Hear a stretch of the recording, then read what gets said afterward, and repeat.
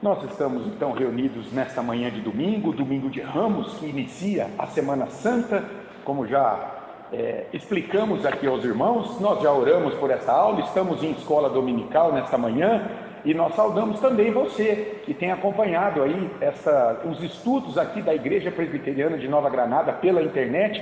Se inscreva aí se você não é inscrito no canal da igreja no YouTube, é Igreja Presbiteriana de Nova Granada. Acione o sininho lá no canal para você receber todas as publicações de estudos, de sermões.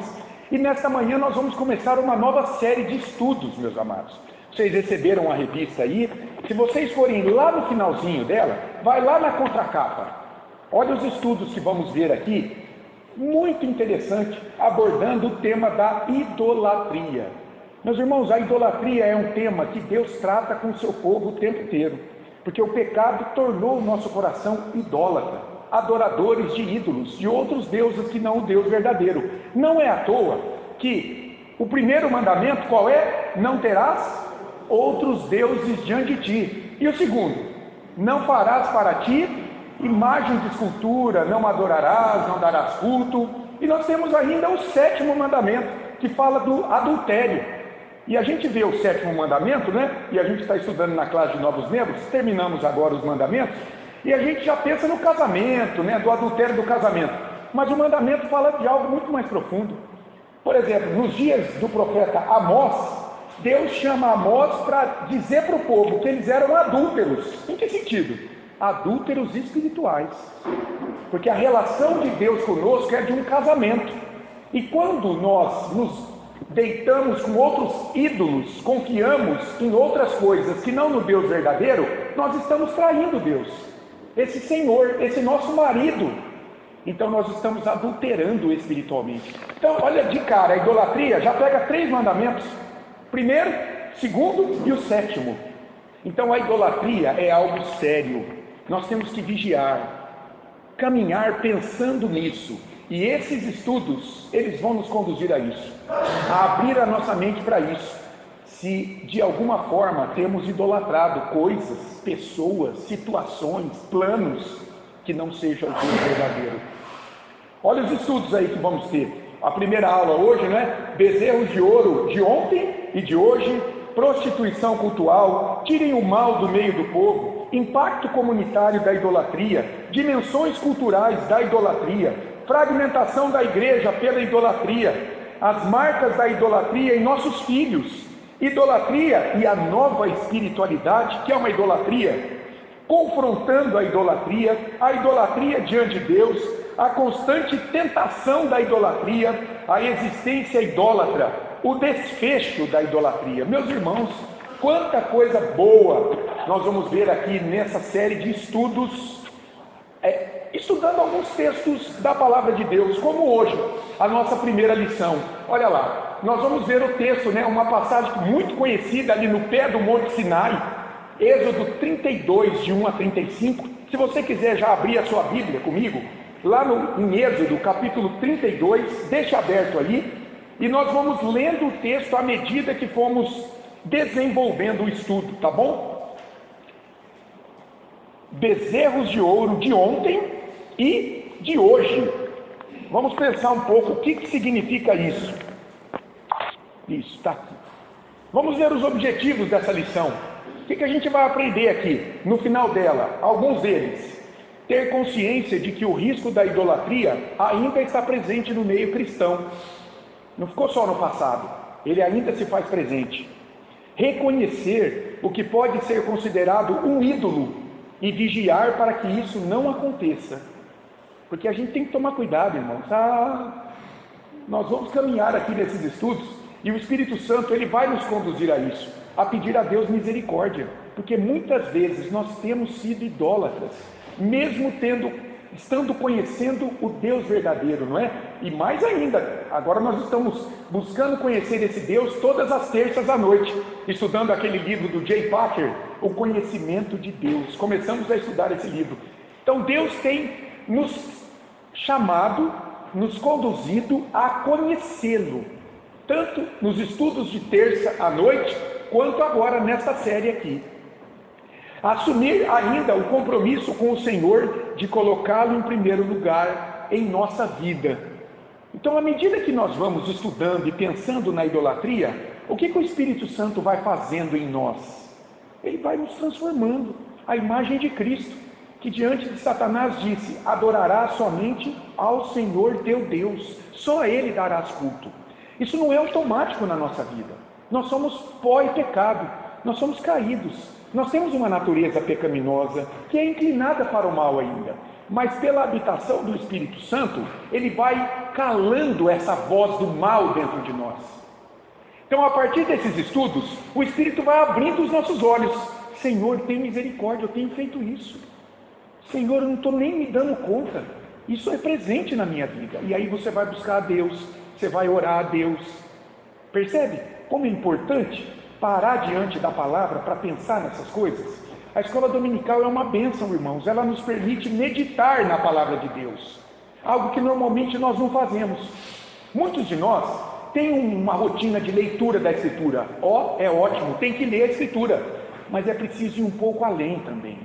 É preciso meditar, parar um pouco naquilo que você está lendo e tentar trazer isso para a tua vida, para o dia a dia. Senhor, que sentido tem isso?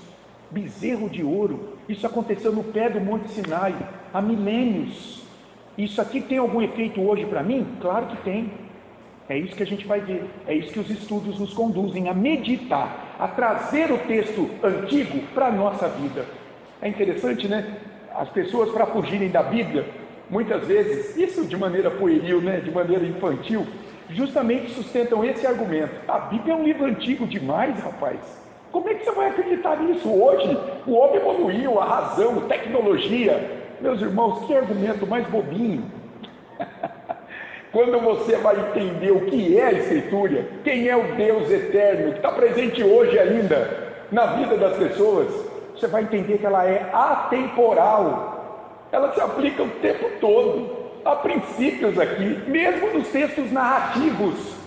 Há princípios que se aplicam às nossas vidas. Mas as crianças lá, pode vir. O João e a Maia, bom dia. Oi, João, Maia, tudo bem? Pode entrar, a professora já está lá. A Bíblia é atemporal, irmãos. Então, realmente, é um argumento muito bobinho, né? É como se a gente pudesse dizer assim, o primeiro livro de medicina ensinou aos médicos daquela época que para você chegar ao coração, você precisa cortar a pele primeiro. Ok. E os médicos de hoje chegam ao coração sem cortar a pele para poder substituí-lo, fazer um transplante, por exemplo? Não dá para sugar o coração pela veia com a seringa. Quer dizer, aquele ensinamento antigo ainda é vigente hoje na medicina, por exemplo, nessa área. E por que não seria na vida espiritual? Mas o homem não. Para justificar o seu pecado, a sua rebeldia diante de Deus, a sua falta de compromisso, ele acusa de muitas formas a Escritura, e uma delas é essa: é um livro antigo, não se aplica mais. Não, é claro que se aplica. É a palavra de Deus para todo o tempo, para conduzir a vida espiritual do seu povo. A divisão do estudo, olha lá, uma introdução. A gente vai ver 4 coisas aqui que o autor desenvolve, não é? A idolatria entristece Deus, a idolatria envergonha o pecador, a idolatria traz morte ao pecador, a idolatria exige mediação, conclusão e aplicações. Então vamos lá. É importante, dentre outras razões, a gente abrir a mente para isso que a Bíblia chama de idolatria, porque muitos cristãos, quando pensam em idolatria, ainda imaginam que, eu não sou idólatra porque eu não me curvo diante de uma imagem. Eu vim de uma formação católico-romana. A minha formação toda é lá no catolicismo romano. E o catolicismo romano tem por prática isso: imagens, quadros, imagens de gesso, de santos, de padroeiros, de tudo quanto é tipo de ídolo, não é? Que a imaginação humana consegue construir. E às vezes eu fico até pensando, né? Se eles pudessem perguntar para aqueles que eles representam nas imagens, se aquelas pessoas que morreram muitas vezes confiadas em Cristo queriam ser idolatradas, eu penso que eles iam dizer não. O Agostinho ia falar: eu não quero uma imagem minha, não. O apóstolo Pedro ia falar: não, rapaz, eu não quero uma imagem minha, não. Maria ia dizer: não, o que é isso? Vocês vão para o meu filho, eu não tenho nada a ver com isso. Salvação é com ele. Vocês entenderam? Se eles tivessem a oportunidade de perguntar àquelas pessoas que são retratadas em imagens, se eles queriam ser idolatrados, eles iam dizer não. Isso, está lá, o povo lá e falou: para, levanta aí, meu caro, a gente é homem. Não é conosco, a questão não é conosco, não. Vocês têm que crer em Jesus, Ele resolve o problema diante de Deus. Eu não posso fazer isso, eu sou servo, sou só um instrumento, fui alcançado pela graça. Então eu cresci assim. Puxa, eu nunca me vi como um idólatra lá também, porque eu particularmente, eu nunca me curvei diante de imagens, irmãos. Pela graça de Deus, estava lá, eu passava diante delas, entrava, passava. Isso aí para mim não. Eu tinha outras questões lá dentro que me desviavam do caminho do Senhor. Me prendiam a homens, a regras da igreja como instituição, mas não me curvar. Então eu nunca me vi como idólatra, eu estava enganado, muito enganado. Porque não é só isso a idolatria é algo muito mais profundo, meus amados. Vamos pensar em alguns deuses dessa época, e deuses está entre aspas aí. O que vocês acham que são alguns deuses, alguns ídolos que roubam a nossa alegria e esperança somente em Deus, que existem hoje? O dinheiro, mamon, o trabalho. Quanta gente toma como propósito de vida maior desenvolver uma carreira. Veja, não há problema nisso, mas você fazer da tua vida o trabalho, opa, aí é perigoso. O que mais? Assim como não há problema você ter o dinheiro, gostar do dinheiro. Você não pode amar o dinheiro, dar a ele, pôr o dinheiro no lugar de Deus. Nós precisamos, não tem? Eu não gosto do dinheiro. Todos nós gostamos, precisamos e trabalhamos. Sim. O problema é o amor ao dinheiro. Isso. Essa é a raiz de todos nós. O dinheiro, o amor ao dinheiro escraviza você. Isso mesmo, João. O problema não é o dinheiro, é ele mandar em você. É você dar poder a ele, para ele determinar o teu rumo de vida, os teus planos, aquilo que você se empenha.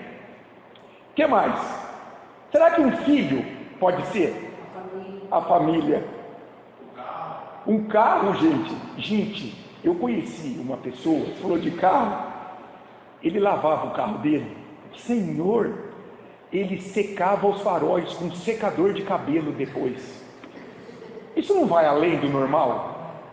Ele lava o carrinho dele na garagem, tem que cuidar, claro, Deus nos deu, mas meu irmão, desmontar o farol, pegar um secador de cabelo para secar a borrachinha, eu acho que isso aí, cuidado, eu falava para ele, cuidado com isso, hein? Esse carro tem mais valor que uma pessoa na tua vida. Olha que coisa, tem que tomar cuidado com esse materialismo aí, não é? Só um exemplo só, tá bom? Não estou sendo maledicente, porque eu não falei o nome dele nem nada, eu só estou contando até onde vai as pessoas. Uma carreira, sei lá, um projeto social. Então agora eu vou me embrenhar lá nas matas da Tailândia e vou passar o resto dos meus dias lá cuidando das formigas Netuno. Só vivem lá, num metro quadrado, no meio de uma floresta lá. Isso é minha vida agora. Nossa, mas é algo assim assustador isso, não é? O que pode tomar o nosso coração? Como que a gente pode ser desviado na vida para coisas da criação e não para o Criador? Olha só que interessante. O mundo, irmãos, está chamando a gente o tempo todo, a atenção o tempo todo. Tem que tomar cuidado. Por exemplo, um determinado programa de TV pode se tornar um ídolo. Então o cara não perde aquilo por nada. Não, domingo à noite eu tenho que assistir aquilo ali. Não tem culto, não tem futebol, não tem nada, eu tenho que assistir aquilo. Cuidado, porque aquilo que o nosso coração ama vai nos levar à idolatria. Nós vamos ver que a idolatria é um problema do coração. Poder, status, não é? Política, sim, o poder corrompe, né? O poder escraviza, o poder toma o nosso coração. Pelo poder você não tem ética, você não respeita o outro. A gente está vendo o que está acontecendo aí, né? Gente, ontem eu vi um crime bárbaro. Um ex-prefeito de uma cidade estava com dívidas, perdeu a casa milionária. Perdeu uma casa milionária, 4 milhões parece que valia a casa. O empresário foi lá, dentro da lei, da legalidade, arrematou o imóvel. Foi a leilão, tinha sido penhorado, foi a leilão. Muito bem, o empresário foi tomar posse da casa, um chaveiro entrou, o ex-prefeito chegou, parou a caminhonete na rua, desceu com a arma na mão, foi lá e fuzilou o cara, pá. Saiu, montou no carro, engatou a primeira e foi embora. O que está se tornando a vida humana, irmãos? O orgulho dominando o coração do homem. A pessoa não aceita perder, não aceita. Temos que vigiar, temos que tomar cuidado. Onde é que está o coração do homem desse, que fez um negócio desse? Quantos feminicídios não têm sido divulgados? Quantos feminicídios, não é? Como está aparecendo isso agora? Sempre existiu, mas agora está sendo relatado. Agora aflorou, a mídia está cobrindo, ainda bem, que é uma forma de chamar a atenção para o problema. Muitos artistas estão saindo em defesa disso, levando as pessoas a refletirem sobre o que elas estão fazendo. Mas qual é o problema mais fundamental de um homem que tira a vida de uma mulher por um motivo fútil? Fútil! Teve aí esses dias que uma semana de relacionamento, não aceitou a menina falar não, foi lá e matou a menina. O que está por trás disso? A falta de Deus, do conhecimento de Deus, um coração escravizado por ídolos e não pelo Deus verdadeiro. A idolatria, irmãos, ela está espalhada em tudo quanto é lugar. Sabe o que pode ser um ídolo? Você. Eu posso ser um ídolo. A minha capacidade, a minha inteligência pode ser um ídolo. A minha erudição. Isso vai me afastar de Deus e vai me aproximar do pecado. E aí as pessoas fazem esses atos bárbaros, não é? São deuses dessa época. O que acontece quando viramos as costas para o Deus verdadeiro e passamos a servir a falsos deuses? Nós vamos ver isso no episódio do bezerro de ouro, por exemplo, hoje, lá de Êxodo 32. E sabe o que revela isso na vida desse povo? Gente, esse povo estava caminhando com Deus, eles tinham acabado de ver o poder de Deus, vencendo os egípcios com pragas sobrenaturais, diante das quais as divindades egípcias não puderam fazer nada, porque a derrota não foi para Faraó, foi para as divindades egípcias sobretudo, porque os magos tentaram, enfrentar Moisés ali e Arão, mas não deram conta, com os seus poderes sobrenaturais ocultos, com a sua magia oculta. A vitória de Deus foi sobre os egípcios, como instrumentos dessas divindades, mas sobretudo foi um calar a boca das divindades, todo o mal debaixo do poder de Deus, do Deus de Israel. Esse povo viu o mar se abrindo, esse povo viu o maná caindo do céu, viu Deus sustentando eles de forma sobrenatural, água fluiu da rocha. Mas um povo que Moisés demorou um pouquinho e eles já correram para adorar alguém, se lembraram de uma divindade, nós vamos ver provavelmente, lá dos egípcios, o boi Apis. Que coisa impressionante isso aqui. Onde está o coração? Isso mostra uma luta constante da nossa natureza caída em pecado, meus irmãos.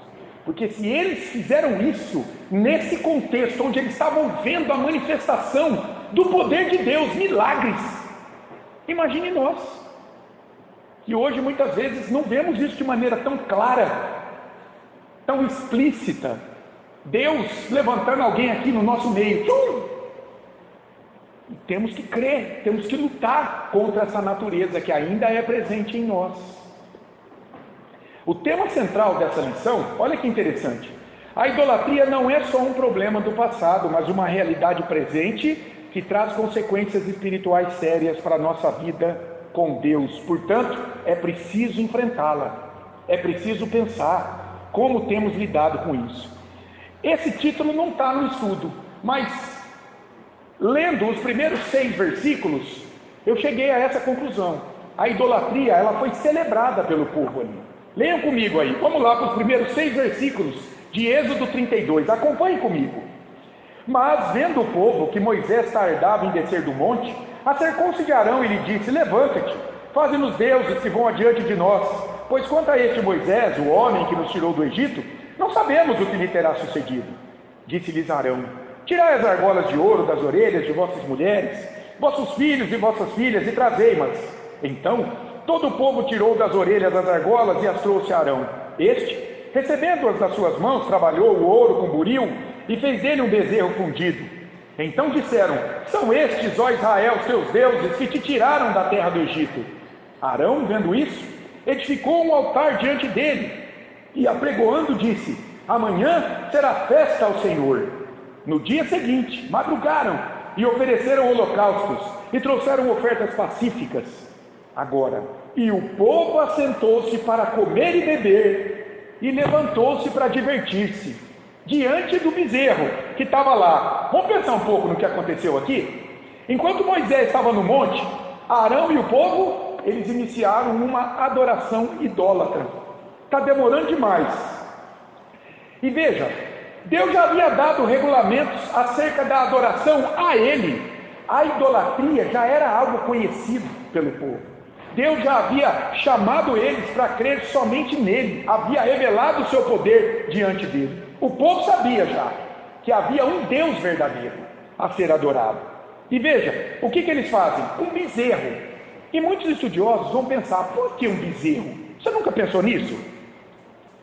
Podia ter feito uma águia, um tigre. Por que um bezerro? Porque muito provavelmente eles tiveram contatos com uma divindade egípcia, que era esse deus touro, era o deus Apis, era uma das divindades, um dos deuses, com D minúsculo, do Egito, que muitos adoravam ali naquele local, politeísta.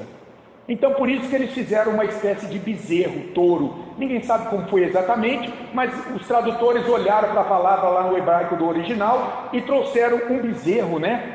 Um Nelorizinho ali, apontando para essa divindade egípcia, que muitos adoravam ali naqueles dias.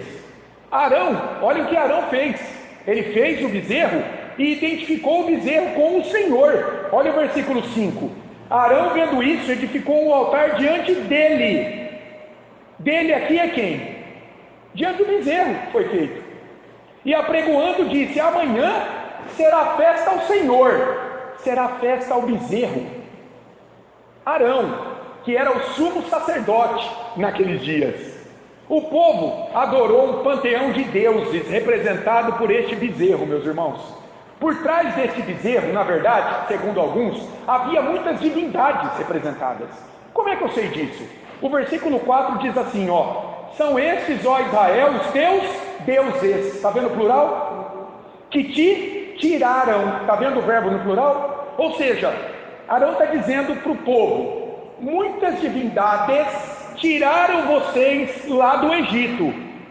E essa palavra Deus, deuses aqui no plural, é a palavra Elohim. Mas quando ela é usada no plural, ela nunca é usada para o Deus verdadeiro, porque Elohim está lá no início da Bíblia, no primeiro versículo da Bíblia, Gênesis 1:1. No princípio criou Deus. Deus ali é Elohim, mas está no singular, é para o Deus verdadeiro. Mas quando é usada no plural, o Elohim, aí é para divindades. Então aqui eles estavam adorando divindades. E o que eles fizeram depois disso? Isso é muito interessante. Daí veio o título, né? A idolatria celebrada pelo povo. Por quê? Porque eles sentaram para comer e para se divertir. A palavra divertir aí, que está no final do versículo 6, aponta para a imoralidade sexual, para a prostituição ali. E da onde a gente entende isso, por exemplo? É a mesma palavra usada lá no contexto. Lembra da mulher de Potifar? Ela botou os olhos em José, lá do Egito. E veja, o que aconteceu? Quando José não quer nada com ela, ela vai contar para o seu senhor o que ele queria fazer com ela. E ela usa essa palavra aqui, que para insultar-me, lá em Gênesis 39, 14 a 17, ela vai falar para Potifar: você trouxe esse homem aqui para me insultar. Pois bem, é a mesma palavra de divertir aqui. O que ela está acusando José? De querer abusar sexualmente dela. Então, o divertir-se aqui, para os estudiosos, é que eles se deram à prática de imoralidade sexual. Então, diante dessa idolatria, eles celebraram, sentaram para comemorar aquilo que eles haviam feito. Isso é terrível, meus irmãos. Então, em segundo lugar agora, partindo para o texto, agora para o estudo da lição, a gente vai ver que a idolatria entristece Deus. Olha os versículos de 7 a 14 comigo. Então disse o Senhor a Moisés: vai, desce, porque o teu povo que fizeste sair do Egito se corrompeu, e depressa se desviou do caminho que lhe havia eu ordenado. Fez para si um bezerro fundido, e o adorou, e lhe sacrificou, e disse: são estes, ó Israel, os teus deuses, que te tiraram da terra do Egito. Disse mais o Senhor a Moisés: tenho visto este povo, e este é povo de dura serviço. Agora, pois, deixa-me, para que se acenda contra eles o meu furor, e eu os consuma, e de ti farei uma grande nação. Porém Moisés suplicou ao Senhor seu Deus e disse: por que se acende, Senhor, a tua ira contra o teu povo, que tiraste da terra do Egito com grande fortaleza e poderosa mão? Porque hão de dizer os egípcios: com maus intentos os tirou, para matá-los nos montes e para consumi-los da face da terra. Torna-te do furor da tua ira, e arrepende-te deste mal contra o teu povo. Lembra-te de Abraão, de Isaque e de Israel, teus servos, aos quais por ti mesmo tens jurado e lhes disseste: multiplicarei a vossa descendência como as estrelas do céu, e toda essa terra de que tenho falado, dá-la-ei a vossa descendência, para que a possuam por herança eternamente. Então se arrependeu o Senhor do mal que dissera havia de fazer ao povo. O que acontece? Deus usa de sarcasmo agora com Moisés, dizendo: Moisés, é o teu povo. Está vendo aí? Esse teu povo, Deus está irado com o povo porque eles quebraram a aliança. Deus havia no Sinai ali dado mandamentos. Durante a caminhada Moisés já havia dado regulamentos de Deus para eles, mas eles quebraram isso por meio da idolatria. Moisés rejeita: Senhor, não é o meu povo não, diz o versículo 11, é o teu povo, Senhor, é o teu povo, o Senhor precisa ter misericórdia. E aqui a gente vê que Deus, irmãos, diante da idolatria, Ele não é um ser passivo. Tem muita gente, agora nós vamos ver isso, né? Nos estudos de terça, conhecimento de Deus. Muita gente vê Deus como um velhinho de barba, sentado numa cadeira gospel, celestial, eterna, que não tem poder nenhum, que não tem vontade nenhuma. Isso aí é uma caricatura de Deus, daqueles que não conhecem o Deus verdadeiro. Deus não é alguém passivo. A sua santidade, ela é ferida pela idolatria, pelo pecado. O nome dele é desonrado, as promessas dele são ignoradas, o poder dele é esquecido. O povo aqui nesse contexto já havia esquecido de quem era esse Deus e do poder dele, e de que ele tem uma vontade que é boa, perfeita e agradável para o seu povo. Veja, irmãos, eles compararam Deus a um novilho que come erva. Entenderam? O Salmo 106, de 19 a 23, recorda esse momento. O salmista, lá no Salmo 106, de 19 a 23, e lá ele diz isso: eles trocaram a adoração de Deus pela de um animal, e eles compararam Deus a um novilho que come erva. E se não fosse a mediação de Moisés, esse povo tinha sido destruído aqui, e Deus faria uma nação da descendência de Moisés, com Zípora, a sua esposa, faria uma descendência. Mas Moisés mediou, aplacou. Vai pensando aí em Jesus, a ira de Deus pelo pecado do povo. Ele foi o mediador aqui. E nós, irmãos, se não houvesse a mediação de Jesus, onde é que nós estaríamos? Hein? Jesus comparecendo diante do Pai: Senhor, eu estou entregando o meu sangue perfeito por essa vida aqui, ó, para que a tua ira seja aplacada e ele não seja destruído pelo pecado dele. Moisés fez isso aqui, quando suplicou a Deus misericórdia pelo povo. Moisés suplica a misericórdia de Deus, o seu perdão, porque é claro que Deus é maior que o coração obstinado, teimoso, rebelde, inclinado para o mal, inclinado para a desobediência. Isso é o sentido de dura serviço. Está vendo aí, ó, final do versículo 9? Eis que é povo de dura serviço, povo que não dobra, povo que não baixa a crista, povo que não abaixa o nariz. A gente não tem, quando a gente diz assim, essa pessoa tem o nariz empinado, a gente quer dizer que essa pessoa é o quê? Orgulhosa, arrogante, soberba. Pois bem, o pecador é assim diante de Deus, autônomo. Não é a autonomia que Satanás instilou em Adão e Eva? Não precisa ouvir Deus não, rapaz, me ouve, come daquele fruto e vocês serão como Deus. Vocês não precisam de Deus, vocês podem ser como Ele. Autonomia. é a minha lei, não é a lei de Deus. E o povo aqui está novamente caminhando como descendente de Adão. Nós queremos a nossa lei, e a nossa lei manda, ó, eu não tenho paciência, 40 dias e 40 noites, está demorando demais. Esse homem, ó como é que eles chamam Moisés, esse homem que havia conduzido eles pelas mãos de Deus, o homem Moisés que Deus mandou para lá, está demorando demais, faz um bezerro aí para a gente se deitar diante dele. Povo de dura serviço, soberbo, arrogante, fechado em si. E Deus, diz o texto, isso aqui é interessante, olha comigo aí o versículo 14, então se arrependeu o Senhor do mal que dissera que ia fazer. Deixa eu perguntar para você, você acha que Deus se arrepende? Então, eu queria ter comentado aí na passagem que o senhor leu, porque assim, é impossível que Deus, na minha opinião, que Deus se arrependa. Por quê? Se a gente pensar em qualquer época do passado, Deus já existia. E Ele existirá eternamente, eternamente, eternamente. Então, Deus não envelhece. Deus não está preso no tempo como nós, de hora, de luta, hoje é dia tal. Não, Deus está muito, muito acima, muito além disso. E Deus, Ele já sabia há milhares de anos que hoje, nesse dia, nós estaríamos aqui. Dessa forma que está acontecendo. Então, nada é novo para Deus. Ele já está no futuro, Ele está na eternidade. Então, Ele sabe que é o que vai acontecer amanhã. Ele sabia que o povo é de dura serviço, de coração duro, como eu sou, né? Deus criou o homem para ganhar dinheiro, para ganhar fama, para ganhar status? Não. O homem foi criado para louvá-lo e glorificá-lo eternamente. Mas nós, com o coração pecador, com o pecado, nascemos em pecado, né? O salmista diz, em pecado concebeu minha mãe, e nós temos essa sina, essa mancha do pecado, desde a partir do momento que nós nascemos, né? Sim. A gente tem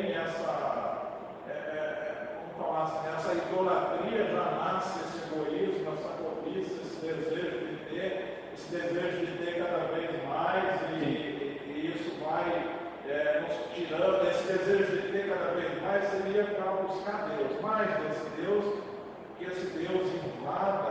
Estava vendo ainda ontem em Ezequiel, tem uma o Espírito de Deus caiu sobre mim. Então, nós muitas vezes nos enchemos ou buscamos daquilo que não é de Deus, daquilo que não agrada a Deus.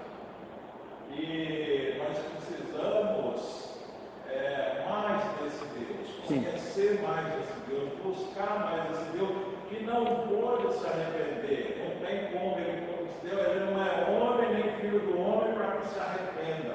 Sim. Ele é Deus, Ele é Senhor. Sim.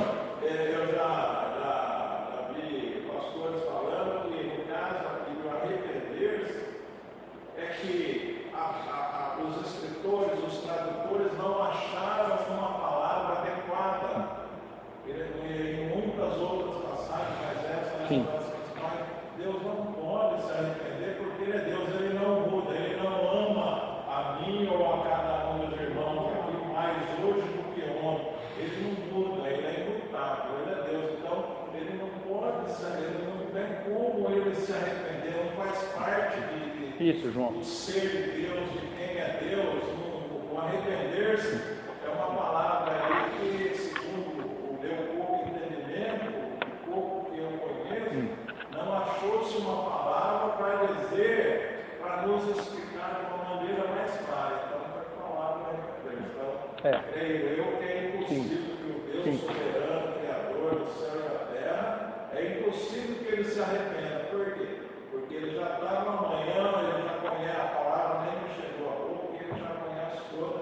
E a história, né, a gente lê, conhecendo um pouquinho, cada dia o Senhor vai nos mostrando, vai nos lendo, a gente, a partir do momento que a gente vai lendo, a Bíblia vai nos lendo, vai nos mostrando, vai nos dirigindo,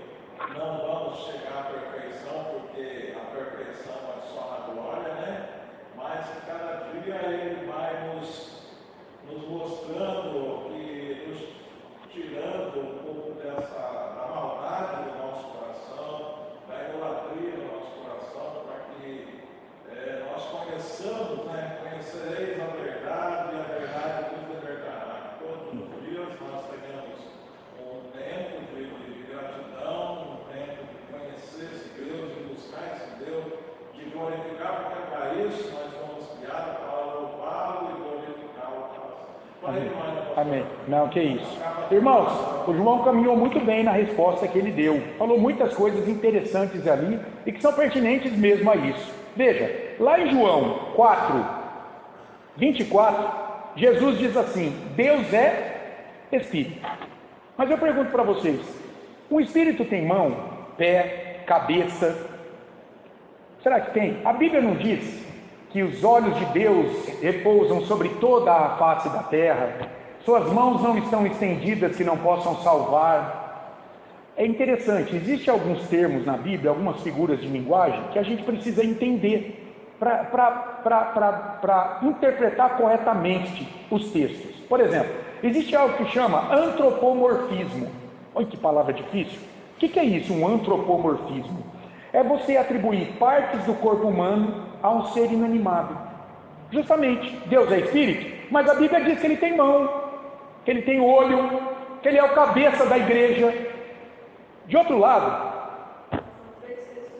três pessoas. Isso é uma pessoa, sim, é uma pessoa também, na sua personalidade, mas o Espírito Santo, ele é espírito. Assim como a segunda pessoa da Trindade é Espírito, que se encarnou. Essa se encarnou, mas o Pai e o Espírito Santo alguma vez se encarnou?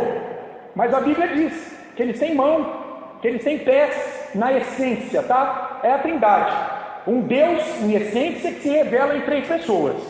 Tudo bem? Além do antropomorfismo, tem uma outra figura, chama antropopatismo. Antropopatismo. Antropomorfismo, você imputar a seres inanimados partes do corpo humano. E o antropopatismo é imputar emoções e sentimentos humanas a um ser inanimado. Como aqui, dizer que Deus se arrepende, dizer que o Espírito Santo se entristece. São sentimentos humanos que nós estamos imputando a um Espírito eterno, que é Deus. E por que assim? João Calvino diz algo interessante. Ele fala que Deus, ele tem uma linguagem acomodativa à nossa capacidade de entendimento. Porque nós vivemos em estruturas de tempo, espaço, sentimento. Se Deus fosse comunicar a nós na grandeza dele, irmãos, ninguém entende nada. Deus é maior do que essa linguagem humana. Então, para ele se revelar a nós, ele usa uma linguagem de acomodação à nossa capacidade de entendimento. E é o que ele faz aqui. João e aos demais irmãos, quando a gente leu, então se arrependeu o Senhor do mal que dissera havia de fazer ao povo. Primeiro, Deus não pode fazer mal a ninguém. Ele habita em luz inacessível, ele é todo feito do bem. Aqui o mal significa deixar o povo colher frutos amargos das suas escolhas pecaminosas. Ah, você quer idolatrar? Então vai para a idolatria. Ah, você quer continuar afastado da igreja? Então fica no mundo aí. E por aí vai. Ah, você quer continuar consumindo drogas, botecos? Então vai. Você quer continuar se dando o dinheiro do teu trabalho honesto na jogatina? Então vai. Você está colhendo frutos amargos das suas escolhas. Isso não quer dizer que Deus é mau ou quer o teu mal, entenderam? Ele simplesmente está dando o que o teu coração quer. O povo aqui quer idolatrar. O povo quer se curvar diante de um bezerro de ouro e não do Deus verdadeiro. Deus está dizendo, então vai, segue aí o teu coração idólatra. Primeira coisa. Segunda coisa, a gente só se arrepende de algo que a gente entende que a gente fez errado. Deus pode errar. Se ele erra, ele não é Deus. Até filosoficamente falando, Deus não pode errar. Nós temos que conceber Deus como alguém que não erra. Senão, como ele vai ser confiável? Ele não pode errar. Então não cabe arrependimento na pessoa e no ser de Deus. Ok? Terceiro lugar, todo esse contexto, nós cremos, já havia sido decretado na eternidade por Deus para acontecer assim. Para quê? Para que a misericórdia dele fosse manifestada, para que esse povo entendesse quem é o Deus deles. É um Deus de amor, de misericórdia, pessoal, que está caminhando com esse povo, mesmo diante da rebeldia deles, e que diante do arrependimento do povo, Deus perdoa. Entenderam? Por tudo isso está no contexto do arrependimento de Deus. Isso aqui já havia sido decretado por Deus na eternidade. Deus queria tratar Moisés, Arão, o povo, diante dessa situação. Então ele permitiu que tudo isso aqui acontecesse, e que chegasse essa palavra aqui, de que ele se arrependeu, quando na verdade ele estava controlando tudo, desde o início. Entenderam isso? Deu para entender?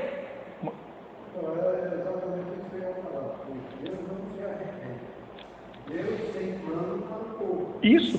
Sempre teve plano. Isso mesmo.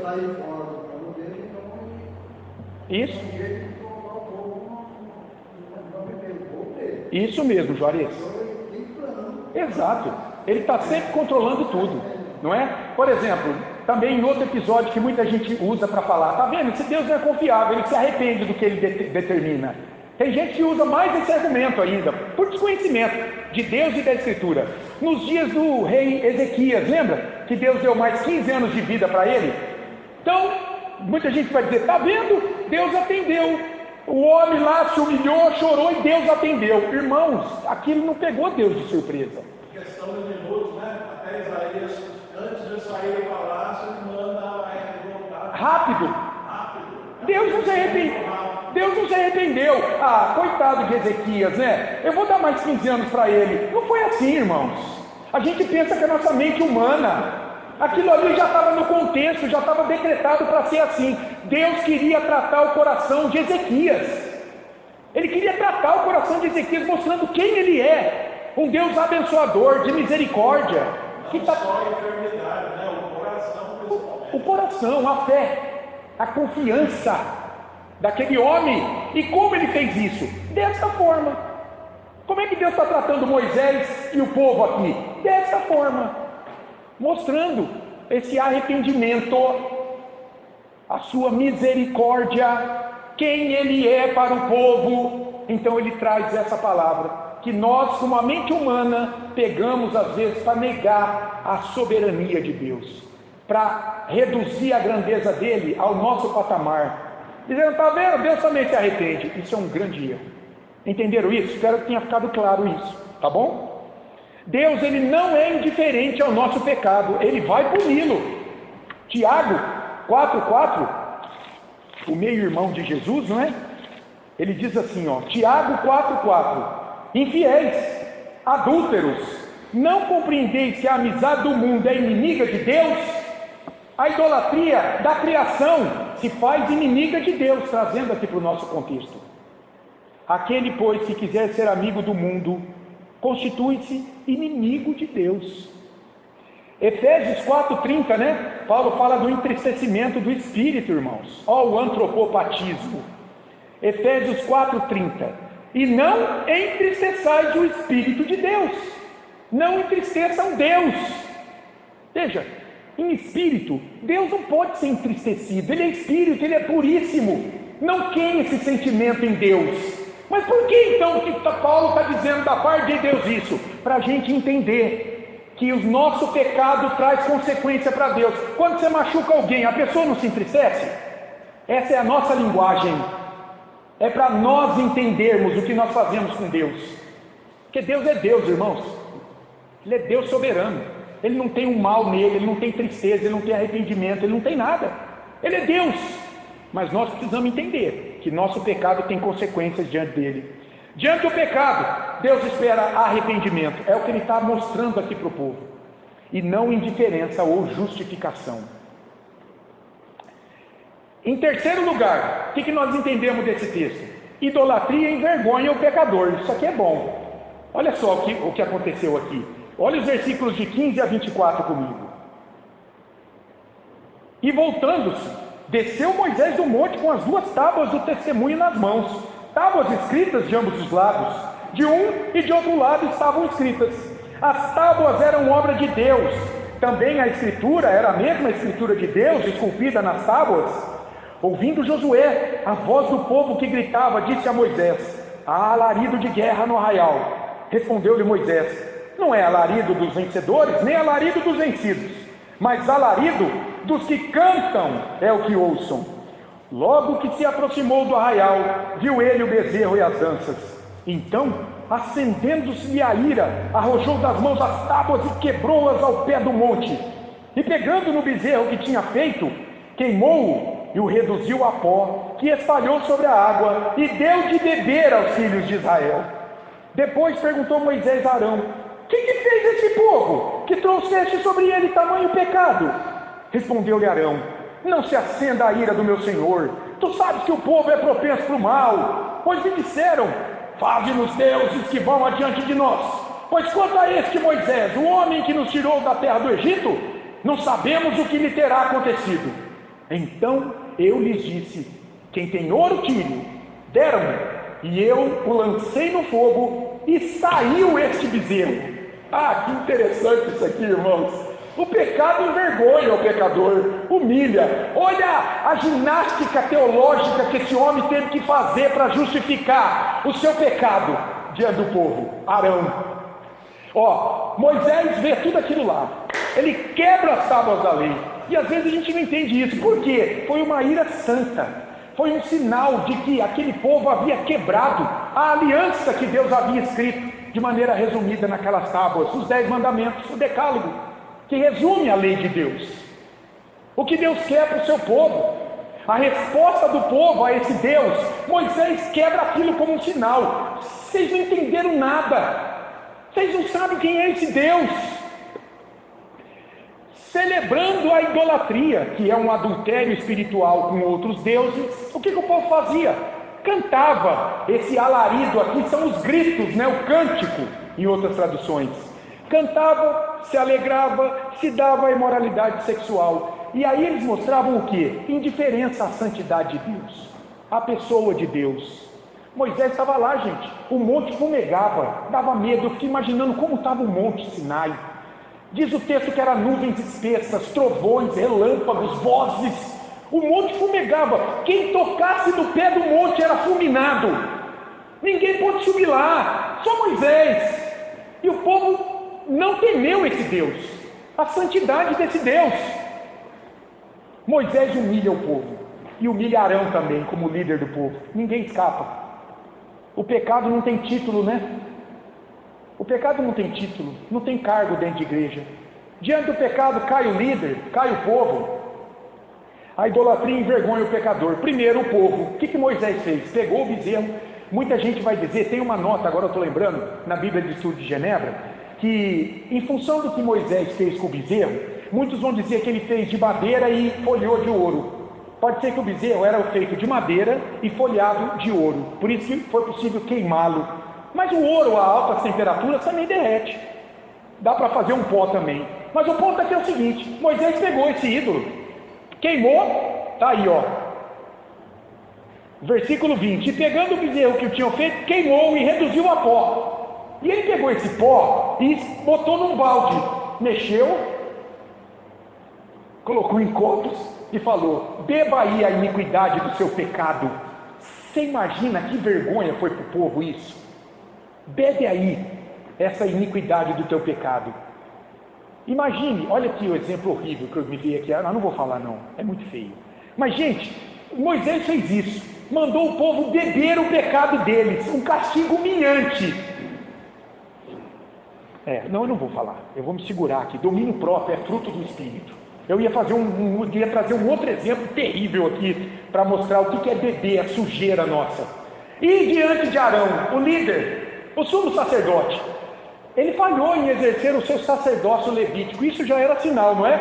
De que o sacerdócio humano, que Deus havia separado homens da tribo de Levi para servi-lo como sacerdote, na mediação do povo com ele, no oferecimento de sacrifício, na intervenção por orações. Esse sacerdócio humano era passageiro, era fraco, era pequeno demais. Por isso que o escritor aos Hebreus diz que o sacerdócio de Cristo é superior ao de Moisés, até aos dos levitas. Talvez ele tivesse esse episódio aqui na sua mente, porque Arão falhou justamente em liderar o povo.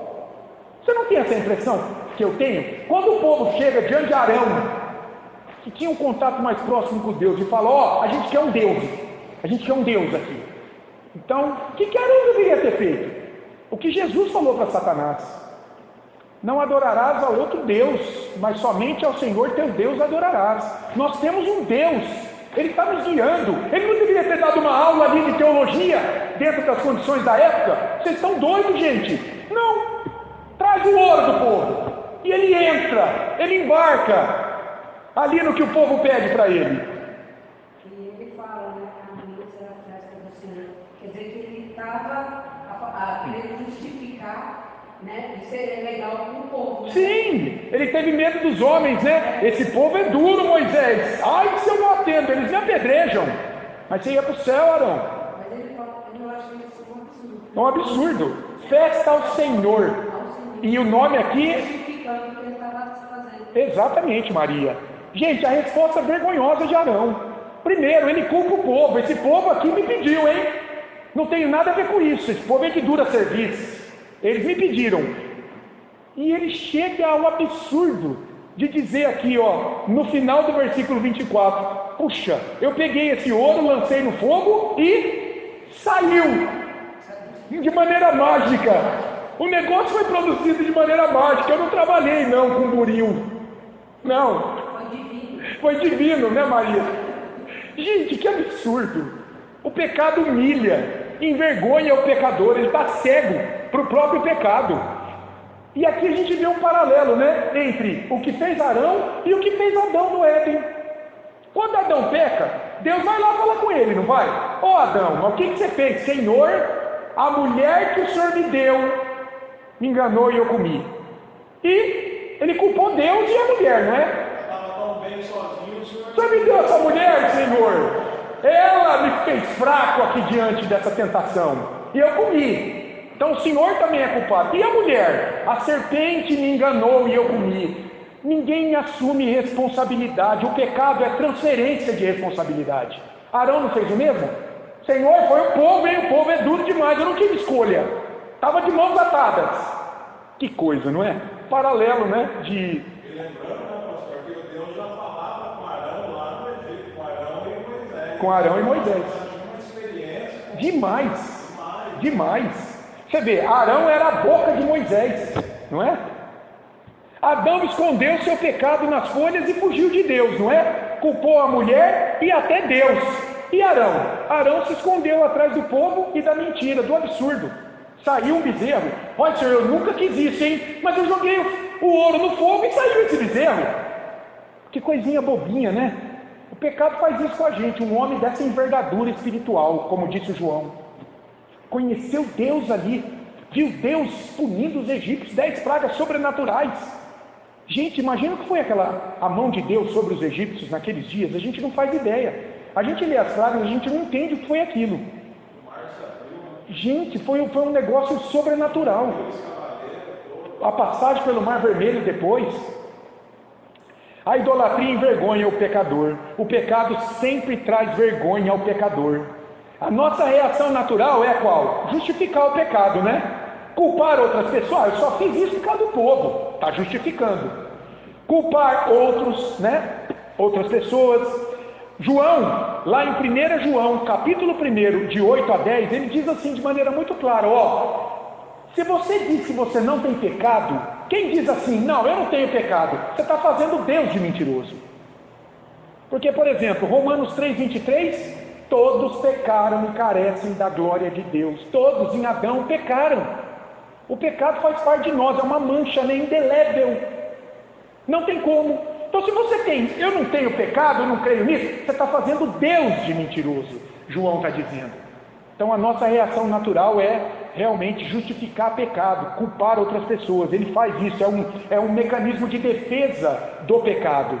Então, se a gente pensa nisso, que todos têm pecado, o que diferencia, hein? Crentes e incrédulos? O que diferencia então? Todos têm pecado, mas o que diferencia é o modo como você trata com o pecado que você tem. O incrédulo, não tenho nada disso, não reconheço isso, eu sou dono da minha vida e por aí vai. O crente, Senhor, tem misericórdia de mim e perdoa o meu pecado. Porque João diz, lá em 1 João 1:9, Se confessares os teus pecados, Deus é fiel e justo para te perdoar os pecados e te purificar de toda injustiça. Então o crente reconhece o pecado, confessa o pecado, na certeza de que Deus já perdoou o seu pecado. E o incrédulo? Pecado é indiferente.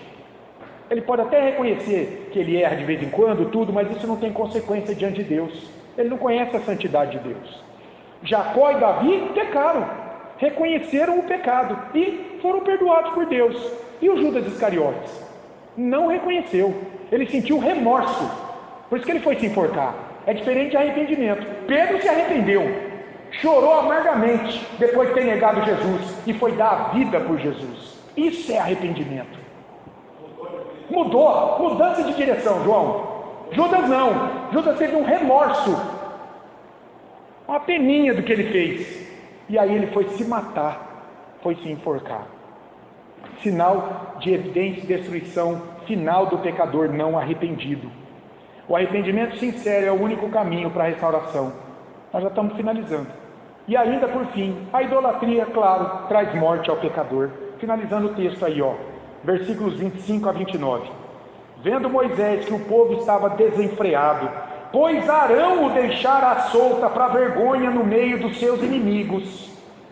Olha a responsabilidade da liderança espiritual. Pôs-se em pé à entrada do arraial e disse: quem é do Senhor, venha até mim. Então se ajuntaram a ele todos os filhos de Levi, aos quais disse: assim diz o Senhor, o Deus de Israel, cada um cinja a espada sobre o lado, passai e tornai a passar pelo arraial de porta em porta, e mate cada um a seu irmão, cada um a seu amigo, e cada um a seu vizinho. E fizeram os filhos de Levi, segundo a palavra de Moisés.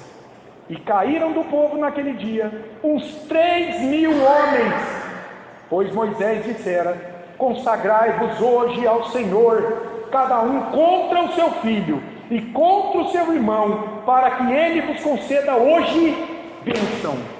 Meus irmãos, a gente não faz ideia novamente o que foi isso aqui.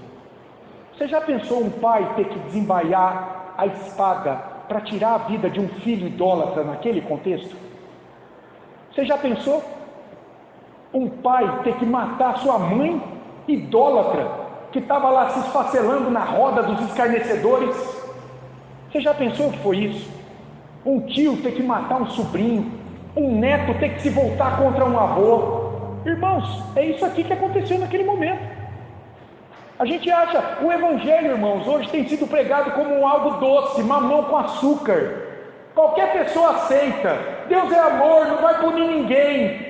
Olha o que aconteceu aqui por conta do pecado da idolatria. Olha aqui. Familiares se voltaram contra familiares. Pecado tem consequências, irmãos. Isso aqui não é brincadeira. As pessoas estão brincando de ser cristãos hoje. Povo abandonado à própria corrupção. Deus disse aqui, por conta da falha do sacerdócio, da liderança de Arão. Deveria ter obstado aquilo. Não, gente, nós temos um Deus, um rei que está nos conduzindo. Olha o monte, esse Deus é terrível. Não podemos nos aproximar daquilo ali. Oportunidade para que esse Deus fosse zombado pelos inimigos. Você já imaginou os egípcios tomando conhecimento do que acontecia ali? O que? Esse é o Deus que nos puniu, deixando à solta esse povo agora, cultuando o nosso Deus touro, Apis, no meio do deserto? Os inimigos zombando de Deus. Deus reivindica a sua santidade, o seu poderoso nome. De Deus não se zomba. Desse Deus aqui, ninguém pode zombar sem ser punido. E a punição chegou. Moisés faz um chamado para o povo, para a santidade, para o serviço consagrado. E aí vem os levitas, a tribo que Deus havia consagrado e separado para servi-lo ali naqueles dias. Versículo 26. Pôs-se em pé à entrada do arraial e disse: Moisés, quem é do Senhor, vem até mim. Quem se chegou a ele? Os filhos de Levi. Moisés era levita. Moisés e Arão, irmãos, eram da tribo de Levi. Os levitas se apresentaram: Senhor, aqui, estamos aqui. Eles não estavam lá, provavelmente, né? A gente crê, claro, eles não estavam ali, naquela adoração idólatra. A Bíblia não diz quantos estavam ali, mas havia milhares de pessoas, irmãos, naquele tempo ali. Os historiadores dizem que provavelmente saíram do Egito com Moisés e Arão perto de 2 milhões de pessoas, 600 mil homens a pé. Naquela cultura, um homem tinha 1, 2, 3 mulheres e tinha 5, 6, 8, 10 filhos. Multiplica isso aí, eles chegam fácil a 2 milhões de pessoas. Só contavam os homens, né? Mas você põe mais 600 mulheres, mais 1 milhão de mulheres, nossa, talvez tinha muito mais gente. E ali, nesse momento do bezerro de ouro, já haviam se passado alguns anos. O povo já havia se produzido mais. Porque, como a gente brinca, né? Não tinha televisão em casa, irmãos. Então, o que esse povo fazia? Na maioria das vezes, fazia filhos. Isso era algo que fazia parte da procriação. Até no cumprimento do mandato, né, social. Multiplicai-vos, sede fecundos. O mandato que Deus deu ao seu povo, né?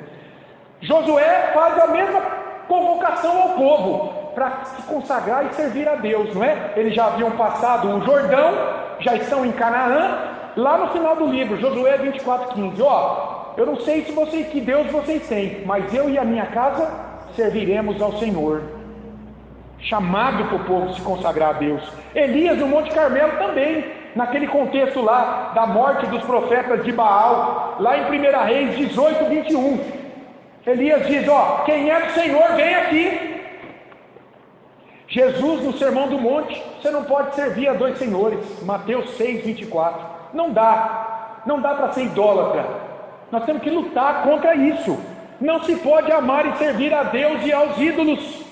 E Paulo em 1 Coríntios 10:14, chama a igreja para fugir da idolatria, porque aquela igreja veio de um meio da filosofia grega, do paganismo, trouxe muitas coisas para dentro da igreja cristã. Paulo estava vendo ali muita idolatria ainda. Ele está dizendo para os coríntios, fujam da idolatria, vocês têm um Deus único a quem vocês têm que servir. A idolatria traz morte ao pecador. Diante desse chamado, só os levitas, Moisés era um deles, se aproximaram. Os demais vão sofrer a pena de morte. É Romanos 6:23 em ação, né? O salário do pecado, o salário da idolatria sem arrependimento é a morte. Jesus em Mateus 10:38 deixa muito claro, né, que a idolatria é uma afronta direta ao próprio Deus. Mateus 10:38, a gente lê assim, e quem não toma a sua cruz e vem após mim, não é digno de mim, é digno de um ídolo, mas não do Deus verdadeiro. Quem não toma a sua cruz e vem após mim, não é digno de mim. Portanto, um idólatra não é digno de Cristo, não é digno do Pai, não é digno do Espírito Santo, é digno do ídolo. É interessante, tem um texto aqui, não lembro se em Isaías, em Jeremias ou em Ezequiel. É uma dessas profecias aí para o cativeiro. Mas Deus está dizendo, vocês estão correndo atrás de mim agora? Não, corre atrás dos ídolos. Vai orar aos ídolos, mudos, surdos, que não têm entendimento, aos quais vocês se devotaram. Eu não vou socorrer vocês agora, vocês vão para o exílio. Não vou ouvir, vocês vão para o exílio agora. Vocês não são dignos de mim. Agora, irmãos, a gente estuda e prega isso aqui, sempre com o coração conduzido a quem? Quem é que nos fez dignos diante de Deus? Jesus. Ele é o mediador. A idolatria é vencida na mediação de quem? De Jesus. Nós não podemos vencer a idolatria fiados em nossas obras. Nós vencemos a idolatria diante de Deus confiados na cruz de Jesus. Nós sempre temos que, senão, irmão, nós nos tornamos moralistas. Senão nós vamos nos tornar legalistas. Não é isso que a gente está estudando aqui hoje. Então eu tenho que lutar, eu sou idólatra, eu vou vencer, Senhor, eu vou vencer. Você vai vencer em Cristo. Em Cristo. Cristo é a chave da nossa vitória, irmãos. Diante da idolatria. É bom que a gente já fale na primeira aula sobre isso. Porque senão a gente se torna legalista. Cuidado com isso. Vocês estão entendendo? Nós não estamos dizendo que a idolatria é algo que você vai vencer com as suas forças. Não dá. O pecado está presente em nós. Nós gostamos de buscar a nossa alegria, o nosso prazer, o nosso deleite. Nós gostamos de confiar nas coisas que foram criadas. Esse é o nosso coração, apegado a isso, a essa vida. Quem nos liberta disso é Jesus. É o Espírito dele vivendo em nós. Aí nós começamos a abrir a mente para confiar nele, para nos alegrar nele, para nos deleitar nele, na vida que ele tem para nós do lado de lá. Cuidado! Muita gente vê um estudo desse aqui e fala: esse pastor aí é legalista. Não, nada disso, tá? Como enfrentamos a idolatria do coração? Aí, ó, tá vendo? Crucificamos nossa carne e morremos para nós, ou viveremos para a carne e morreremos sob suas consequências? Isso aqui divide a humanidade. De um lado, os que estão entregues à idolatria. De outro lado, os que têm sido mortificados em sua idolatria pela ação poderosa do Espírito de Cristo vivendo neles. Esse é o ponto. De um lado, os que estão entregues à idolatria, são escravos do seu pecado, da idolatria, gostam de ídolos, entregaram suas vidas a coisas da criação, diante da qual eles buscam esperança. A gente ouve muito isso hoje, né? Meu Senhor, que espiritualidade caída, meus irmãos, cada vez mais. E isso é bíblico também. Quanto mais se aproxima o retorno de Cristo, mais o homem vai, mergulhar em trevas espirituais.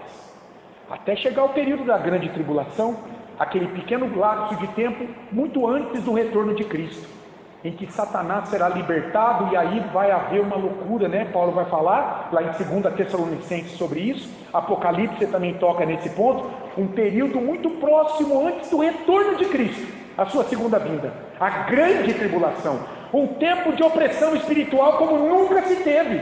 Então, se hoje está difícil, a gente não faz ideia do que vai ser nesse momento. Mas a gente vai para a internet hoje e a gente vê tanta mensagem bonitinha, melosa, do homem fiado, seguro nele, diante de Deus, no que ele pode fazer diante de Deus, desconsiderando absolutamente quem é Deus, a lei de Deus, a santidade de Deus, a moralidade de Deus, a justiça perfeita de Deus, tudo revelado aqui para a sua igreja. Esse homem desconhece. Ele está o quê? Ele está idolatrando a si, a criação, qualquer coisa que traga a ele prazer, segurança, vida nessa vida. E sabe o que vai acontecer? É o que ele vai ter aqui, só. A vida para ele é só o que ele vai ter aqui, nada mais. Porque se ele morrer assim, ele será lançado num tormento eterno. Então aqui, diante de um tema, de um estudo como esse, de idolatria, de quem nós somos, dois caminhos. Ou você está entregue a isso aí, ou você está mortificando isso aí a cada dia pelo Espírito Santo. Povo santo, povo de Deus. Esse Deus aqui, que é misericordioso para com aqueles que se arrependem. Estamos aprendendo isso aqui, nesse episódio do bezerro de ouro. Por fim, a idolatria traz necessidade de mediação. Agora sim, irmãos, de 30 a 35. Foi para não assustar, né? Agora sim, agora é o final. Gente, o pastor Augusto Nicodemos disse o seguinte, nunca acreditem num pastor quando ele diz assim, está terminando. O sermão está acabando, cuidado. Senhor, tem misericórdia de nós. Olha lá, no dia seguinte disse Moisés ao povo, vós cometestes grande pecado, agora porém subirei ao Senhor, e porventura farei propiciação pelo vosso pecado. Tornou Moisés ao Senhor e disse, ora, o povo cometeu grande pecado, fazendo para si deuses de ouro. Agora, pois, perdoa-lhe o pecado, ou se não, risca-me, peço-te, do livro que escreveste. Então disse o Senhor a Moisés, riscarei do meu livro todo aquele que pecar contra mim. Vai, pois, agora, e conduze o povo para onde te disse. Eis que o meu anjo irá adiante de ti, porém no dia da minha visitação, vingarei neles o seu pecado. Feriu, pois, o Senhor ao povo, porque fizeram o bezerro que Arão fabricara. O pecado, segundo essa parte aqui, exige o quê? Pagamento, expiação, resgate. Não tem jeito. Isso Deus revelou na Escritura. E sem o derramamento de sangue, não há perdão de pecados. O animal com o seu sangue puro no Antigo Testamento já tipificava isso. Foi assim que Deus aparece no início do livro de Levítico para o povo. O que vai fazer mediação entre mim e vocês é o sangue puro de um animal. senão não tem comunhão. Isso prefigurava o sangue de Cristo depois.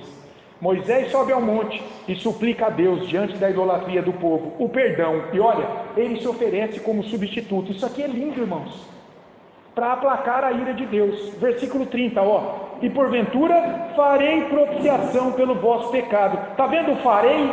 Está na primeira pessoa, né? Eu farei. Primeira pessoa do futuro.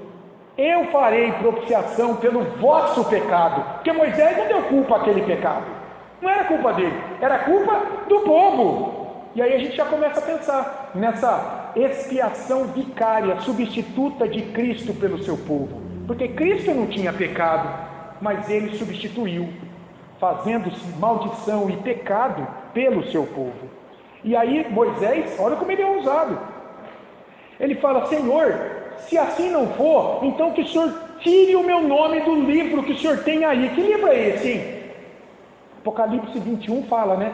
Apocalipse 21? Não, Apocalipse 20, está errado, hein? Peraí. É Apocalipse 20, quando fala do juízo de Deus, a partir do versículo 11, tá? Ele fala que no dia do juízo terão livros, um livro da vida e livro das obras. Então, o nome daquele, Malaquias falou no capítulo, tá aí, Malaquias 3,16, que havia um memorial da parte do povo que permaneceu fiel a Deus naqueles dias. Esse memorial é o nome daqueles que foram salvos pelo sangue de Cristo no livro do Cordeiro, no livro da vida, que Deus tem lá, e que no dia do juízo ele vai abrir. Então Moisés está dizendo: meu nome está lá, mas se o Senhor não perdoar esse povo, Deus, então tira o meu nome. Veja como ele foi ousado, não é? E Deus, claro, Deus é um Deus de misericórdia. E aqui Moisés é um tipo de Cristo, claro, porque Cristo sem pecado se ofereceu para expiar, para pagar, para resgatar, para sofrer a pena da lei, que é a morte pelo pecado, no lugar do seu povo.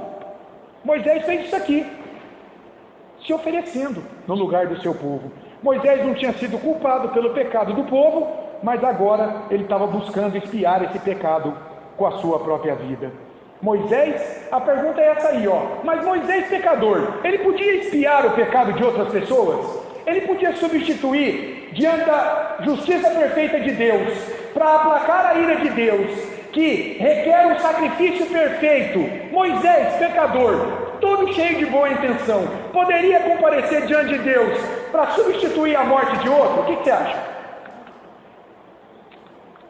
Claro que não. Claro que não. Por isso, ele é um tipo de Cristo, mas é um tipo imperfeito, fraquinho. Só Deus pode expiar pecados de outros pecadores, porque é preciso algo perfeito diante de Deus. Isso que os homens desconhecem, que Deus só vai aceitar uma vida que viveu de maneira íntegra, perfeita diante da sua lei, para salvá-la por suas próprias obras. Como todos pecaram e carecem da glória de Deus, todos estão incapacitados de viver vida íntegra e perfeita diante da lei de Deus. Portanto, ninguém pode nem se salvar, e muito menos salvar outro com a sua justiça. Não dá. A boa intenção de Moisés, sua pessoa, não era suficiente para propiciar. Propiciar aí é aplacar a ira de Deus pelo pecado do povo. Não dá, não daria. Nenhum esforço humano pode nos justificar diante da perfeição divina. Entrou um cisco aqui, tá difícil.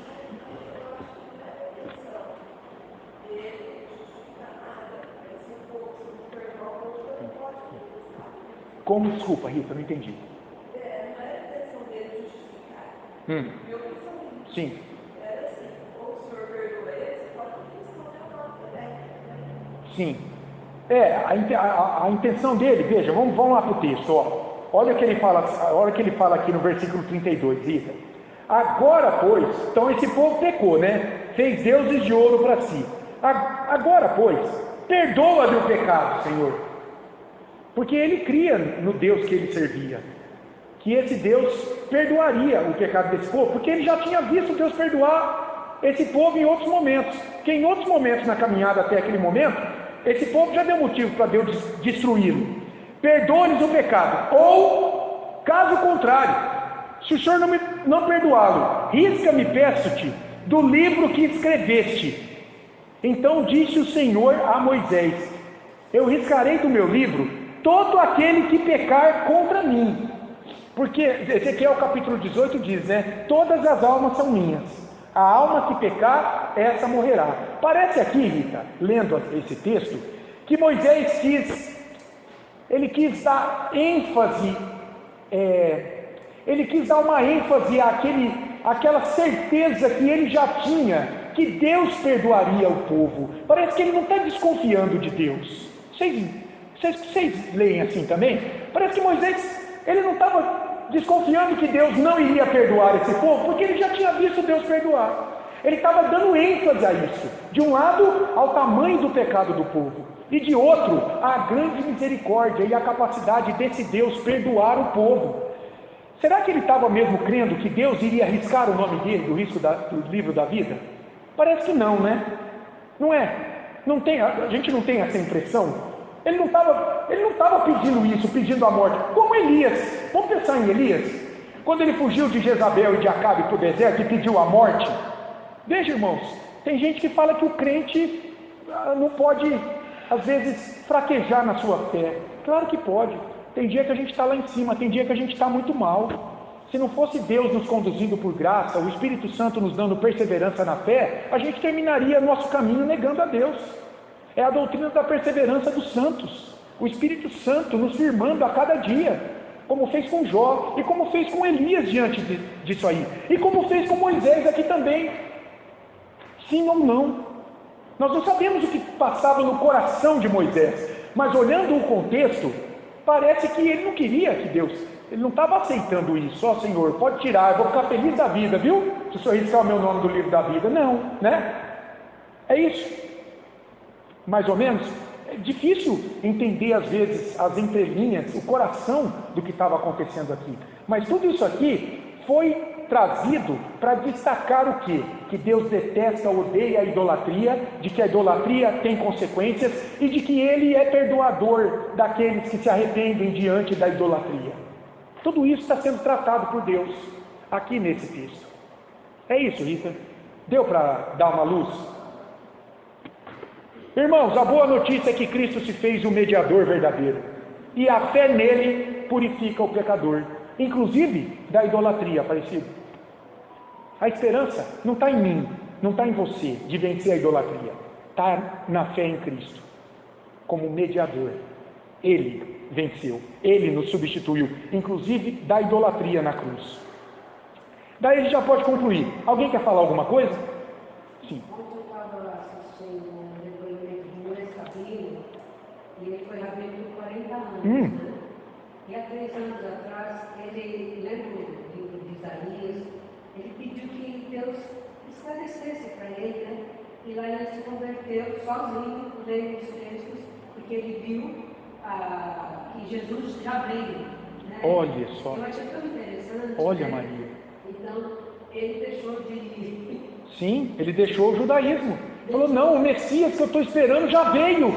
Ele entendeu, ele por 40 anos leu aqueles livros e ele estava cego, e aí Deus abriu. Então, Maria, eu creio que isso é iluminação do Espírito Santo. Aí ele se arrepende que a esposa dele faleceu 3 anos antes. Sem conhecer. Sem conhecer. Nós não sabemos o que aconteceu entre ela e Deus ali, mas humanamente falando, ele não viu a conversão dela, vamos dizer assim. Irmãos, olha que coisa, 40 anos lendo um texto e crendo, não, isso aqui fala do Messias que virá, e de repente ele tem um entendimento que é totalmente diferente daquilo que ele vinha pensando. Não dá para credenciar o homem nisso. Ele estava sendo conduzido 40 anos por ele, negando. Ora, de repente ele tem uma leitura que é divina. Espírito Santo, irmãos, iluminação, conversão, essa obra é sobrenatural. Ele brigou com um sobrinho dele que tinha se convertido, ficou 15 anos sem falar. Aí quando ele entendeu que Jesus já tinha vindo, ele ligou para ele, pediu perdão pelo que ele fez, chorou. Então, realmente ele foi tocado. Claro, não tem jeito, irmãos. Se você está aqui nessa manhã, ardendo no teu coração, com a fé em Cristo, confiando nele, é porque isso é obra de Deus na tua vida. Não tem jeito, porque naturalmente a gente é inclinado a confiar na criação, em coisas da criação. O pecado exige um mediador perfeito para ser expiado. Eu não li, né? A narrativa do bezerro de ouro, revela a tendência sempre presente no pecador de virar as costas para Deus, trocar sua glória por um ídolo, por mais absurdo que seja, como o salmista fala no Salmo 106, um novilho que come erva. O pecado exige um mediador perfeito para ser expiado, pago. A pena da lei, a morte pelo pecado, precisa recair sobre o pecador e sobre um homem. É por isso que Jesus se encarnou, para Deus permanecer justo, porque foi um homem que pecou. Jesus cumpriu perfeitamente o que Adão não conseguiu no Éden, o que Arão deixou de fazer no deserto, e o que Moisés, com toda a sua fidelidade, não conseguiu realizar, por ser pecador diante de Deus. Expiar pecado. O homem não consegue fazer isso. Ele expiou o pecado do seu povo com seu sangue. Jesus é o verdadeiro mediador entre Deus e os homens. Paulo fala em 1 Timóteo 2,5. É ele, o sumo sacerdote, que faz mediação entre o seu povo e Deus, socorrendo-o de seus pecados. Eu gosto desse texto, né? Hebreus 4, de 14 a 16. Eu vou ler. Hebreus capítulo 4. Olha só, vai falar sobre o sacerdócio universal de Cristo.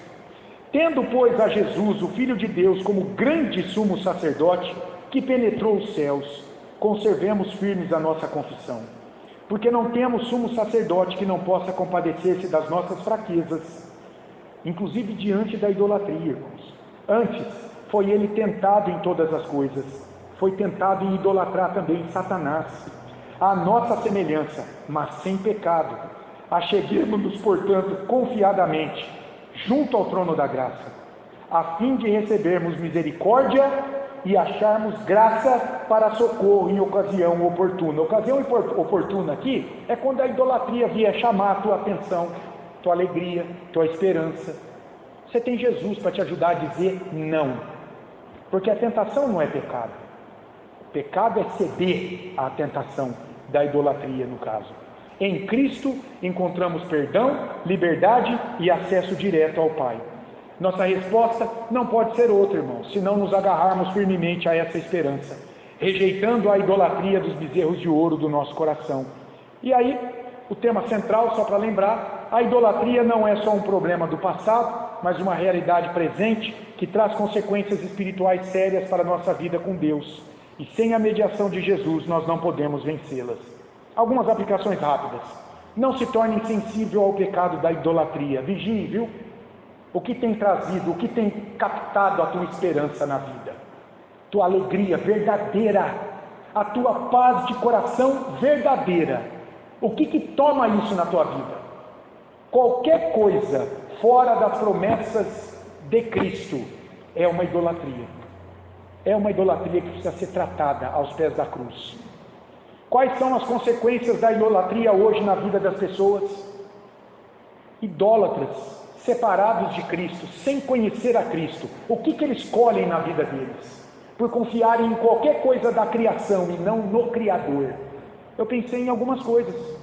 E a gente olha para a vida das pessoas hoje desfaceladas, irmãos. As pessoas, por confiarem em muitas coisas que não em Deus e nas suas promessas, estão colhendo frustração, morte, desespero, dor, descrença, ceticismo, não creem em nada, ateísmo, debilidade espiritual, que ocasiona doenças emocionais, mentais, doenças que a gente fala que são somatizadas, né? São problemas emocionais, mentais, que são expressados em dores no corpo físico.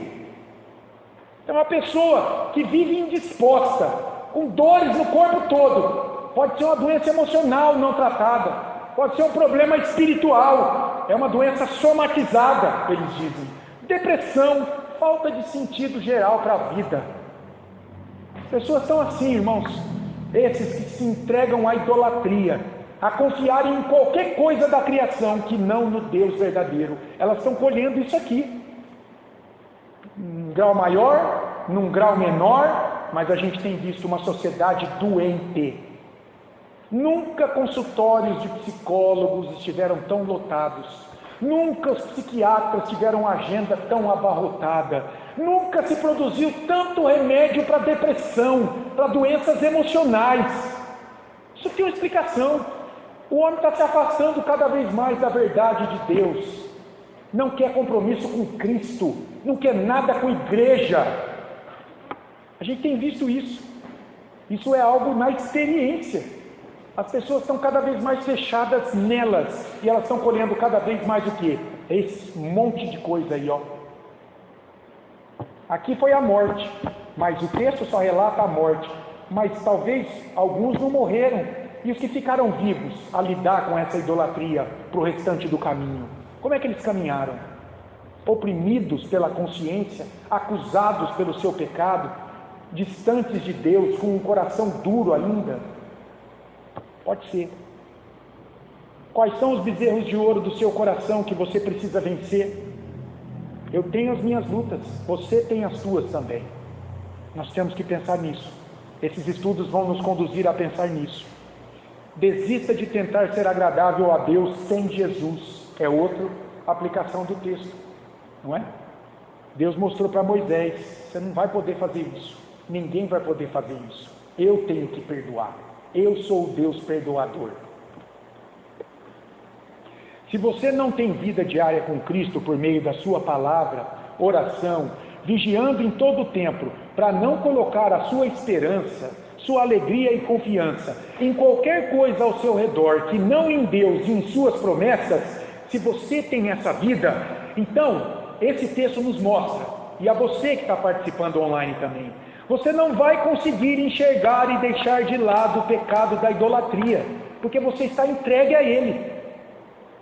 E aqui eu me lembrei de um texto lá de Isaías, irmãos. Eu acho fantástico esse texto, eu não vou ler, mas lá em Isaías 44, de 9 a 20, Isaías está condenando a loucura da idolatria no meio do povo. Vocês vão para o exílio daqui a pouco, primeiro os assírios, depois os babilônios, porque vocês se tornaram idólatras.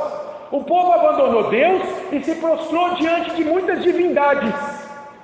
E aí, o povo está dizendo assim, Deus está dizendo para o povo, ó, diante do clamor, é aquele texto lá que eu citei no começo, o povo está dizendo assim, livra-me porque tu és o meu Deus, o bezerro. Deus está dizendo, vai clamar o bezerro, clama esse Deus aí.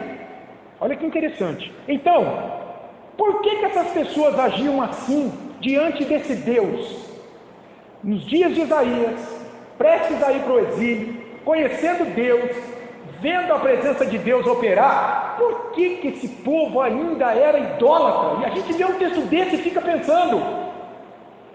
Você quer ver algumas respostas? Está lá no texto, irmãos. Último slide, tá? Versículos 18 e 20. Sabe o que o ídolo faz com esse povo? Sabe por que tem tanta gente entregue à idolatria hoje, não conseguindo conhecer e ver o Deus verdadeiro? Está lá no texto. Lá está assim, ó. Nada sabem, nem entendem, porque se lhes grudaram os olhos, para que não vejam, e o seu coração já não pode entender quem é Deus. O seu coração enganado pelo ídolo o iludiu, de maneira que não pode livrar a sua alma, nem dizer, não é mentira aquilo em que confio. Irmãos, olha o poder de um ídolo. Olha que esse texto é assustador. Um ídolo incapacita a pessoa. A pessoa não tem poder em si para enxergar o Deus verdadeiro, não tem vontade de buscar conhecer a Deus, ela está entregue ao ídolo. É isso que Deus está falando por meio de Isaías. Por que esse povo age assim? Oh meu Deus, me livra! Oh, a minha capacidade, a minha riqueza, o meu poder, a minha influência, a minha linda e perfeita família, os meus filhos que me dão tanta alegria, que eles são médicos, sei lá, pense em alguma coisa assim que é supra-sumo, uma alegria indizível, não há problema nenhum você ter filho médico, viu? Mas depositar o teu coração neles, Aí é perigoso. Porque você não sabe até quanto tempo eles vão estar do teu lado. Deus faz assim, ó, e lá se foi para o céu, teus filhos. Não há poder. O ídolo, ele, como é que a gente pode dizer? É muito mais do que nos domestica. Muito mais. Porque um cachorro domesticado também se volta contra o seu dono muitas vezes, bravo. É muito mais do que domestica. Ele nos domina. Ele nos cega. Ele tira o nosso poder de ver. Ele nos incapacita para agir contra ele. Irmãos, que coisa terrível é alguém que vive debaixo da idolatria. Entendeu esse texto? Medita depois em Isaías 40. Você vai ver a loucura da idolatria. E aí Isaías vai dizer nesse texto que a idolatria é um problema do coração, de coração não convertido. Coração convertido luta contra a idolatria. Luta. Coração entregue ao pecado não pode lutar contra ela. Está dominado e cego por ela. E aí a pergunta final: nas mãos de quem está o teu coração? Se está nas mãos de Jesus, você vai lutar contra a idolatria, que vai te chamar toda hora para você confiar nesse monte de coisa que tem por aí. Se está na mão de Jesus, você vai lutar contra ela. Tudo bem, irmãos? Que precioso pensar nessas coisas, não é? E a gente termina uma aula dessa dando graças a Deus, porque Ele nos deu essa capacidade de enxergar ídolos potenciais que estão por aí e de lutar no poder do Espírito contra eles. Rita, eu não tenho a menor dúvida, um dos deuses dessa modernidade, tecnologia, o celular, isso tem dominado a vida. Irmãos, tem gente que fica doente quando o celular vai para o concerto. E se o técnico falar, preciso de 3 dias, o cabra vai comprar outro imediatamente. Ele tem que ter o celular. Cuidado com isso. Celular é uma bênção. Eu preciso dele para o meu trabalho, para a minha vida pessoal. Mas eu tenho que dizer para ele: escuta aqui, eu sou o teu dono.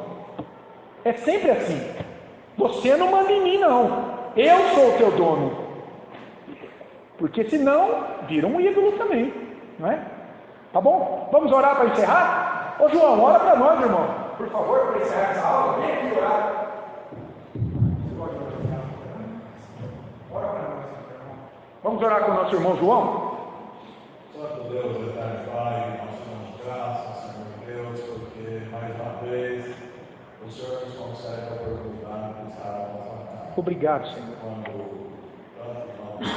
Deus, que privilégio. O Senhor nos colocou de pé. Obrigado, Senhor. Não é o nosso querer. Sim. O Santo Espírito que aqui nos trouxe. Obrigado, Senhor. E nós sabemos e reconhecemos que o Senhor é o Senhor. Oh Deus, recebe a adoração do teu povo. Sim, Deus, obrigado. Nós aprendamos, Senhor, que não sejamos apenas ouvintes, Amém. mas que sejamos praticantes. Que Oh Deus. o Senhor dirija a nossa vida. Amém. Que o Senhor nos ensine a pôr em prática essa aula tão preciosa. Ajuda-nos, Pai, em nome de Por Jesus. sua graça e misericórdia, o teu Santo Espírito nos livre, nos capacite, Senhor Deus, a observar, a viver longe, Senhor Deus, a nos afastar de toda idolatria. Amém. Aquilo que tira o nosso foco, o nosso coração, o nosso desejo de adorar a único Deus. Oh Deus. Verdadeiro, Amém. Deus digno de louvor, de Oh adoração, Senhor, de louvado seja o teu nome, Deus, em nome de Jesus. Amém. pedimos a tua bênção sobre a tua igreja, Senhor, Amém. nesse dia. Amém. Que o Senhor abençoe as nossas crianças, os nossos adolescentes, os nossos jovens. Amém, Senhor. Oh Deus Santo, reina sobre nós. Em nome de Jesus. Alvos da tua graça, da tua misericórdia. Amém. Que o Senhor nos visite, que o Senhor nos guarde, que o Senhor nos fortaleça segundo a tua vontade. Amém, Deus. Em nome de Jesus. Em nome de Jesus. Aceita a nossa oração. Amém. Aceita a nossa gratidão. Aceita a nossa, Senhor, a nossa petição também. São tantas petições. Oh Senhor. Louvado seja o Senhor. Em nome de Jesus. Louvado seja o seu nome, Senhor, de todo nome.